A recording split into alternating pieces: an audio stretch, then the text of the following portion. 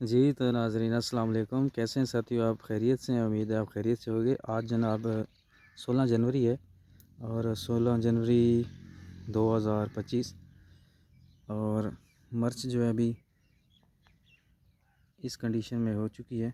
ये टनल भी मैंने लगाई थी कि कोई थोड़ी सी जल्दी हो जाएगी। छोटी सी टनल मैंने बनाई थी और यहाँ पे मैंने आप देख सकते हैं कि अब आज 45 दिन की ये मिर्च हो चुकी है।